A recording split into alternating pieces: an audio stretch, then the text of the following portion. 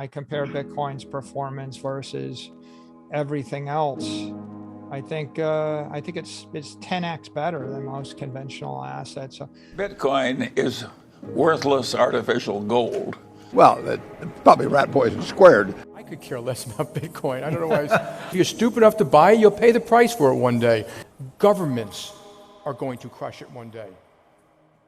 You know, Bitcoin is really the phoenix that sort of rose out of the ashes of our last recession, our last financial crisis. So how do you think Bitcoin will perform in this one, especially versus traditional assets, the stocks, real estate, precious metals, and commodities?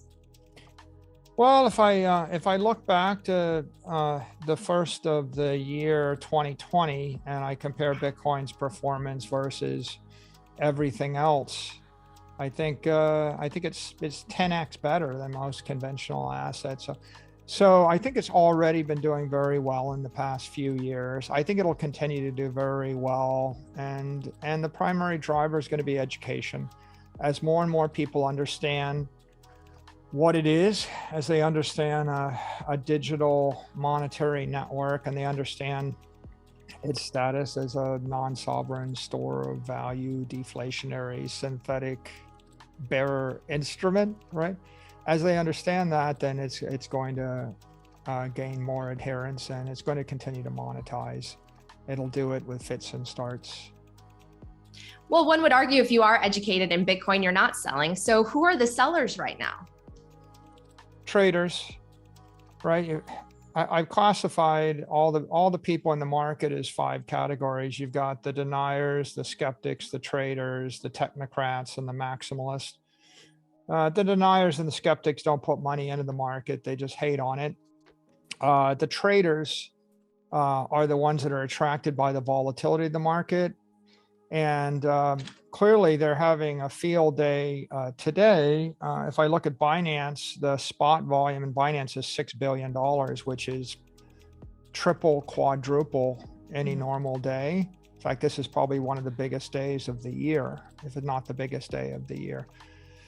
So if you are a trader, then you want something with a lot of volatility that trades 24/7, 365, and they're going to trade the momentum of it. The traders, you know, they'll trade it with risk assets as long as it's correlated to risk. So today's a risk off day, and they'll think it's a risk off asset. And on risk on days, they'll trade it the opposite direction. At some point, now the way they figure it out is not through thinking from fundamentals. Fundamentalists, the technocrats will look more at the fundamentals, and the maximalists will look the most. I can almost think if you spend 20, 30, 40 hours, maybe you can be a technocrat investor. And if you spend hundreds of hours, you'll become a maximalist investor. Mm-hmm. But if you're a trader, they're not going to spend more than a few hours. What they'll do is they'll run back-tested statistical models. And they'll say, well, we back-tested Bitcoin versus the NASDAQ index, and we determined that it trades with 3 times the volatility or 2 times, you know, the amplitude, and then they'll adjust their models accordingly, and they'll look to arbitrage that. The traders have all the money in the market right now because the maximalists are all fully invested. They're dollar cost averaging. Mm-hmm. The technocrats will become more prominent, but right now the technocrats are investors, and all the tech investors are bearish. They're all afraid of everything, right? If Apple, Amazon, Facebook, Google are all trading down, the technocrats are in a bad mood and they're feeling a bit skittish. Mm-hmm. So the people in the market right now are the traders. They're always going to have more money and less fundamental conviction. But the traders, what they do is they provide liquidity, right? They'll expand the amount of asset in the marketplace. And then at some point, some fundamental investor, like, you know, some big technical investor will go and buy $5 or $10 billion worth of Bitcoin and declare it to be a big tech monetary network. Mm-hmm. That will move the chart.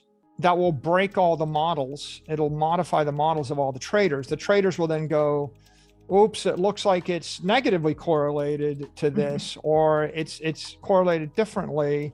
And then they will unwind their trades, or they'll cover their short positions, and that'll cause a squeeze up. So When you're a young investor, you hate the people that short your stock.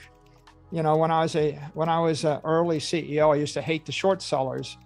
But then I began to realize that people that sell your stock short are going to buy your stock. They've just got it in reverse order. So people that short Bitcoin will eventually buy back Bitcoin to cover the short. They've got it in the reverse order. The danger is not the traders. The danger is having an asset that is of no consequence to anyone, right? That is not interesting. So the market's being driven by the traders right now. It's the most exciting market in the world. It's the only thing you can talk about on Saturday afternoon. It's the only thing you can trade on Saturday afternoon. And in times of risk off, when everybody's bearish and everybody's kind of bearish right now because of Fed policy and inflation and fears about the future. When they're bearish, they'll act bearishly on the weekend and they'll amplify that. But when that sentiment changes, then it'll work for us in the opposite direction. And even if it doesn't, I think it's just a matter of time before more of the fundamental investors come into the space, right?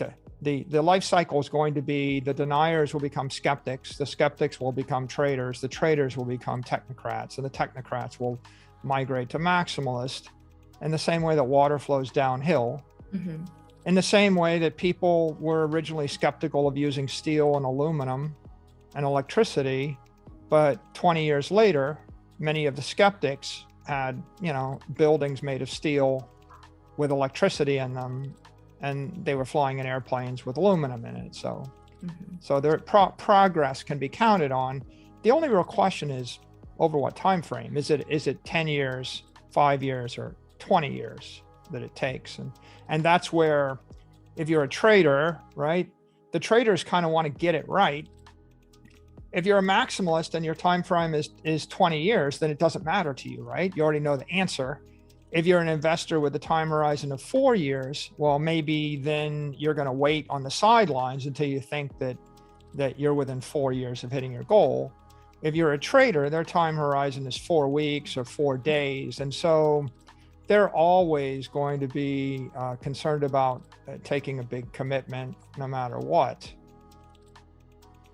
Well, Bitcoin has been such a beneficiary of this QE environment that we were in for so long. And obviously Bitcoin adjacent companies, Bitcoin mining companies benefited from that as well. But now that we're entering into this tightening mode, how do you see this really playing out in terms of Bitcoin becoming an uncorrelated asset? Because right now mainstream media says it's all correlated, equities are falling, so Bitcoin falls. It hasn't fallen as much as some stocks have. I think it's outperformed them. Hasn't fallen as much as it has in previous bear markets. I think it's down in the 60% range as opposed to in the 80% range when it fell in like the 2017, 2018 bear market. So when will it be a really truly uncorrelated asset or an inflation hedge? I think this is the decade that it institutionalizes. So we're 2022 right now, and I think over the next 8 years, you see it progressively every year move from being a speculative, risk asset to a less speculative store of value, bearer instrument. It'll probably take that long to mature. I got a set of milestones, right? There are the regulatory milestones. If FASB addresses the accounting issue and gives it fair value accounting, that would be a step in the right direction. That's one milestone forward. If the SEC approves a spot ETF, that's a second milestone. If they approve a dozen, it's the third milestone.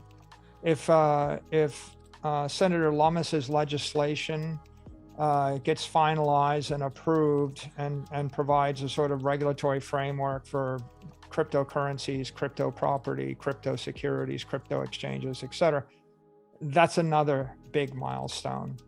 I think the FDIC providing guidance to banks would be another big milestone.